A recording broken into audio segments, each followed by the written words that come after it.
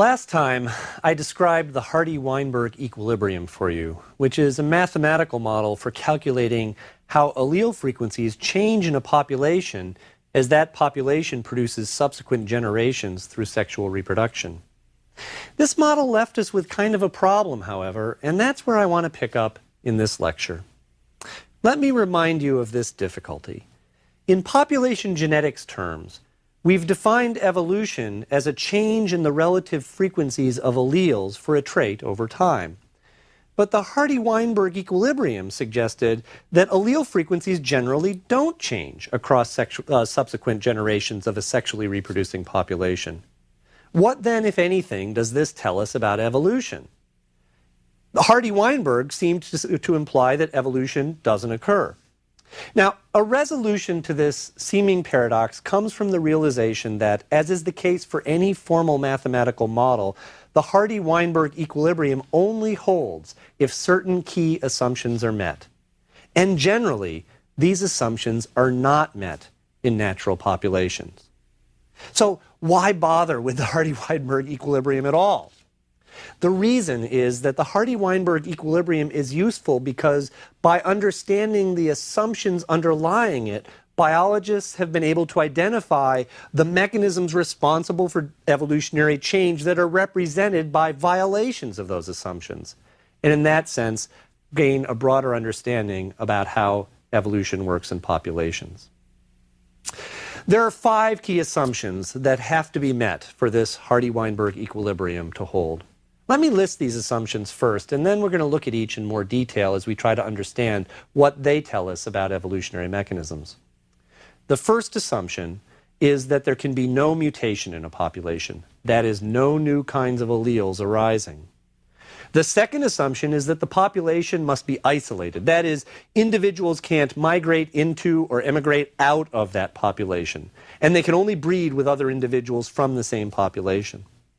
The third assumption is that the population has to be large. Now, how large is large enough is a question, but this seems like a fairly straightforward assumption.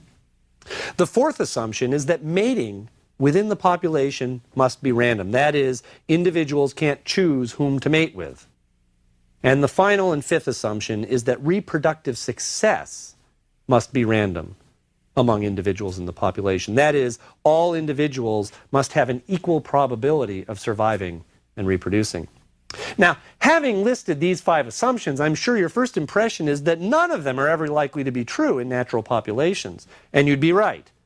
In particular, we know from the examples of natural selection we've already discussed that the last assumption, this assumption of random reproductive success, isn't going to be met if natural selection is acting on a population.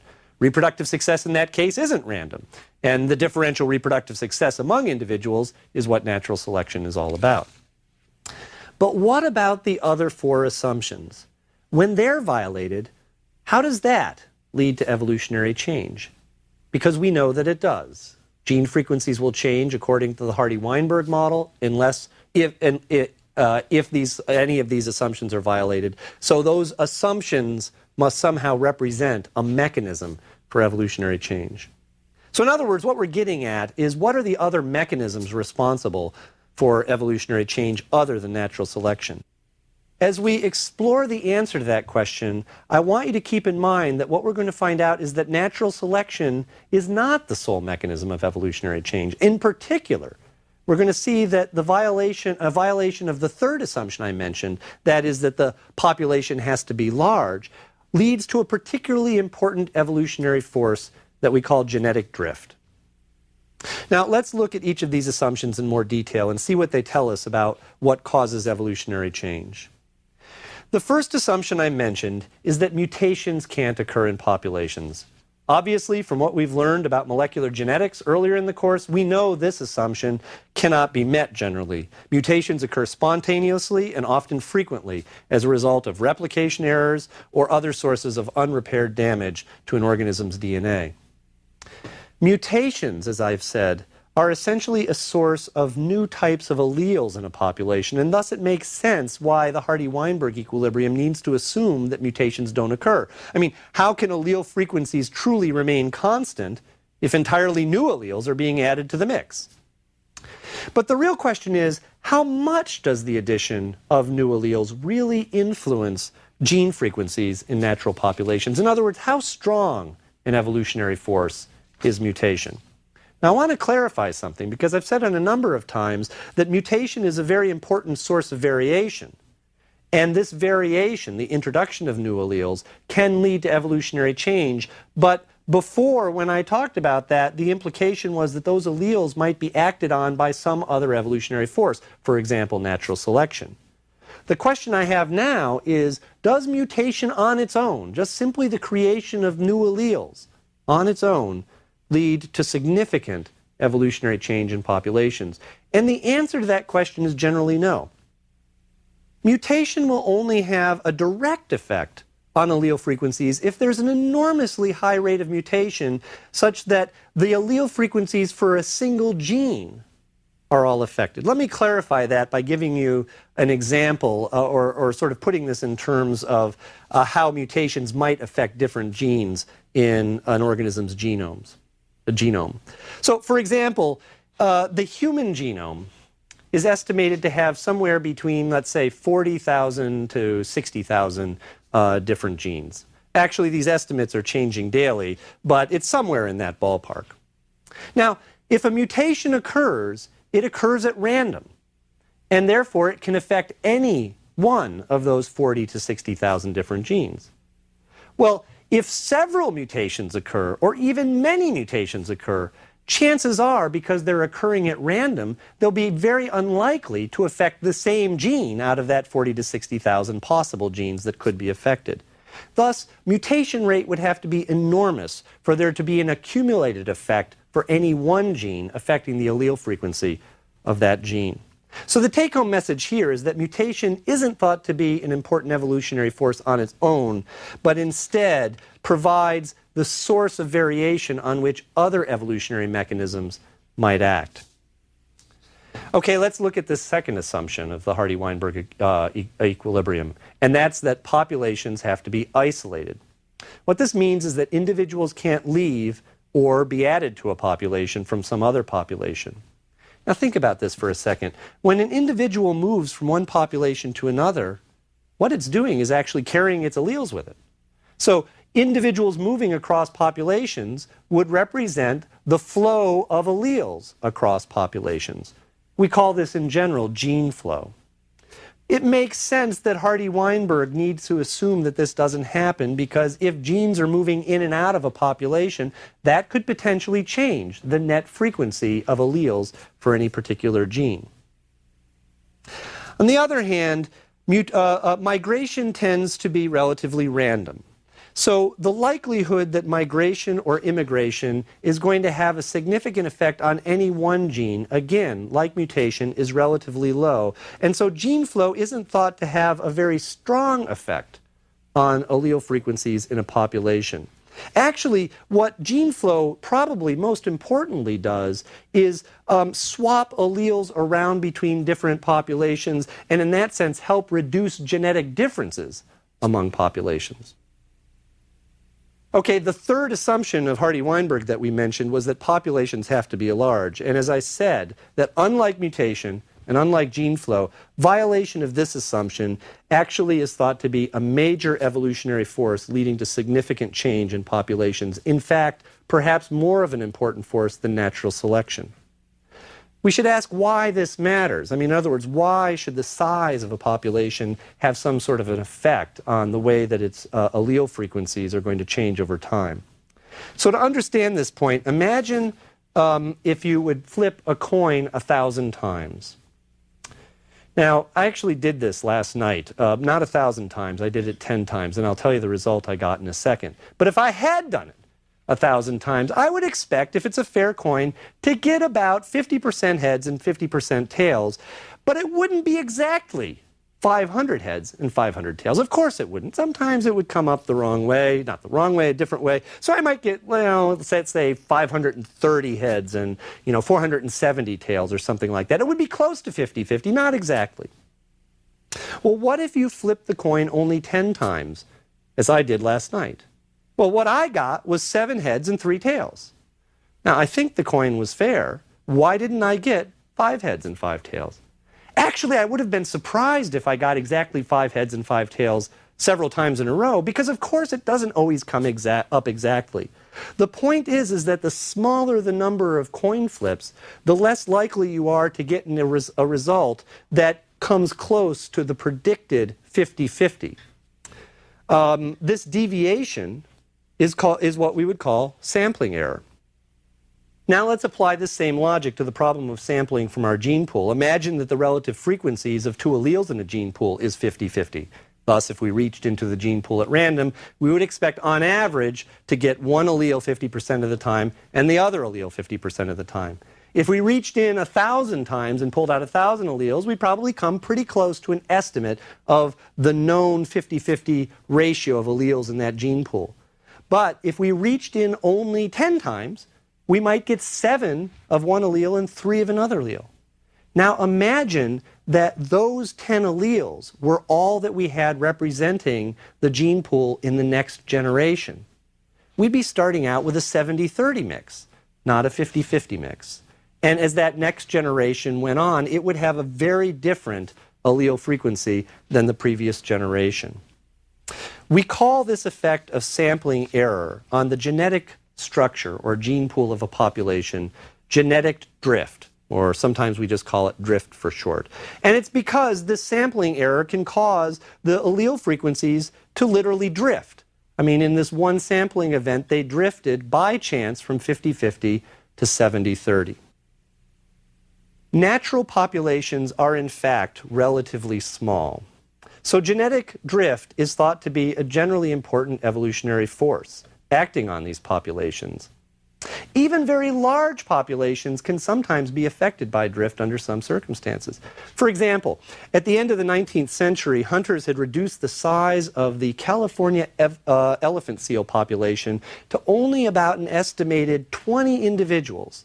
Initially, there were thousands and thousands of these elephant seals, but because of hunting, they got reduced down to just 20 individuals.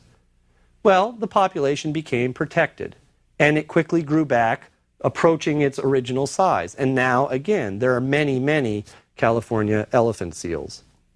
But their genetic makeup is very different from what the genetic makeup of the original population was. Why? Because they underwent a severe sampling error as they went through what we would call a genetic bottleneck.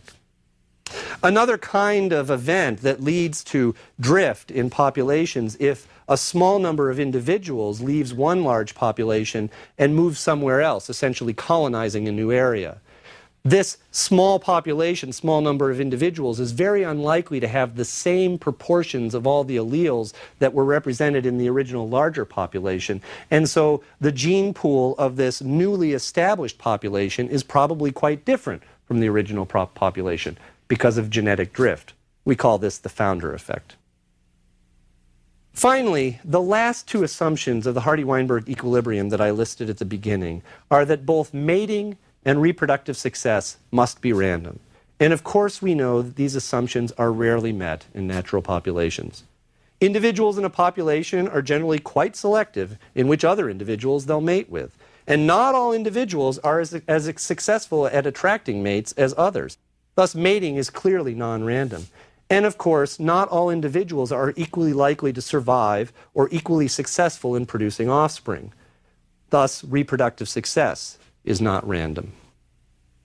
So if these assumptions held, it would be as though we were drawing alleles from a gene pool at random to form individuals for the next generation without any regard as to which alleles got combined or whether they got thrown into the pool for the next generation. But if there's non-random mating, it means that the alleles are not drawn at random with respect to each other. Having drawn one allele, the probability of drawing another allele will be affected. And if there's not equal reproductive success, then having drawn two alleles and created essentially a new individual, the likelihood that that individual will actually contribute its alleles to the next generation will depend on whether it has high or low reproductive success. Of course, we already know that natural selection is a very important evolutionary mechanism, and its violation of these last two assumptions that really represents what natural selection is all about. Well, let me summarize where we've gotten so far. We've seen how the formulation of the Hardy-Weinberg equilibrium identifies forces that cause evolutionary change in populations. Natural selection is one of these forces, but not the only one. In addition to selection, other forces represented by other violations of the Hardy-Weinberg equilibrium also could potentially lead to change in the genetic makeup of a population. The most important of these other evolutionary forces is genetic drift, which results from sampling error of alleles in small populations. So selection and drift are both important evolutionary forces. I want to take a second to contrast how they affect populations, because it's really in very different ways. The genetic changes in a population due to drift are not necessarily adaptive. If I'm sampling only 10 alleles and putting them into another population, I'm sampling them at random, and so whatever changes in allele frequency I get may not actually be adaptive for whatever that new population, the environment that new population finds itself in. It's just a random change, which is why we call it genetic drift. Selection, as we've seen before, actually works differently because selection leads to adaptation. In fact, selection is the only evolutionary mechanism that leads to non-random changes in allele frequencies because, specifically, particular alleles or combinations of alleles produce more adaptive phenotypes. That is, phenotypes that are more likely to survive and reproduce, depending on whatever their genetic underpinnings are. Now, it's this change in allele frequencies in a gene pool that is due to natural selection, which provided the connection between the basic mechanisms of inheritance that Mendel discovered and the theory of natural selection as Darwin originally proposed it, that ultimately led to what I referred to in the last lecture as the modern synthesis of evolutionary biology. What's happened since is the realization that natural selection is not the sole evolutionary mechanism causing allele frequency change in populations, but just one of potentially several, and especially one that works in conjunction with genetic drift. Now, selection is one that we talk about a lot when we're talking about evolution, and the reason is because selection can lead to adaptation.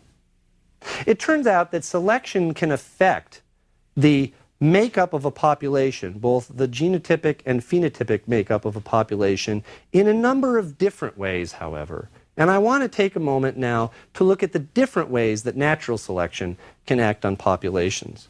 We refer to these different ways as what we'll call different modes of selection. I just want to remind you that we're talking about one evolutionary mechanism now that leads to adaptation, and this has to be considered in terms of a suite of possible mechanisms which lead to relatively random changes. Now, remember that most complex traits, the ones that Darwin was interested in, tend to have a continuous distribution of phenotypes because they're influenced by the action of many genes. The example I gave before was the continuous distribution of skin color in humans, which results from the cumulative influence of at least 6 different alleles across 3 different genes. It turns out that these continuously distributed traits usually tend to fall along a continuum in what we would call a normal distribution, or what's more commonly called a bell-shaped curve. The bell-shaped curve in these distributions essentially is a consequence of the way that Mendelian forces act on the distribution of individuals in a sexually reproducing population, but we won't get into the details of that. Now, the point I want to make is that if we have a normal distribution, we have a particular distribution of the numbers of phenotypes with different values of the trait. The question we want to ask is what happens to this distribution if natural selection acts on the trait? The answer to this question depends, of course, on which individuals in the distribution have higher fitness than others. So 2 lectures ago, we talked about a couple of examples of natural selection which represented cases where individuals in a population at one end of a continuous distribution were better adapted than others. For example, in the Darwin's finch beak example, individuals after a drought that had larger beaks were doing better than individuals that had intermediate size or smaller beaks. So we would say that selection is favoring individuals with larger beaks. What happens to the population when selection favors one of the extremes? Well, what happens is that over time, the mean characteristic of that population will shift in the direction of the more adaptive traits.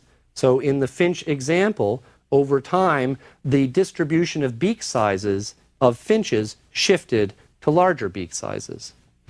This mode of selection, which is selection that causes a directional shift in the mean value of a character of a population, we call directional selection. Now, what directional selection does to a population is it changes the average value of the distribution. So if we look at our bell-shaped curve, the curve remains or can remain relatively the same shape, but it shifts to one side of the distribution or the other side, shifting to the side where the more adaptive trait is located along the continuous distribution of that trait. Directional selection is largely what Charles Darwin was talking about in his book, and it's often what we imagine when we think about evolution by natural selection, because we think of adaptation as traits becoming more of something or less of something, beaks getting bigger or beaks getting smaller. But natural selection doesn't necessarily have to have a directional effect on the characteristics of a population. In fact, evolutionary biologists have suggested that directional selection really doesn't occur very often, that it only occurs intermittently in evolutionary history during periods of environmental change, when the adaptive value of traits shift, which was the case in our Darwin's finch example. It was when the environment changed that directional selection acted on the population. Now, an entirely different way that natural selection can act on populations is what we call stabilizing selection. Stabilizing selection is what happens when the average value of a trait in a population is actually the best trait. Let me give you an example of this. A classic example comes from data that was collected around 1950 from British hospitals on birth weight in human infants. This was collected by Mary Carn and L.S. Penrose.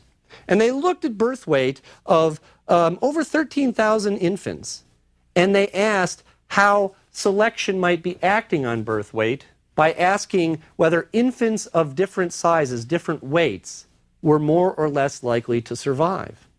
And they found that there was an effect. They found that infants that were larger than average would be less likely to survive, and infants that were smaller than average would be less likely to survive. The infants that did best were the ones which were right about the average, a little over 7 pounds.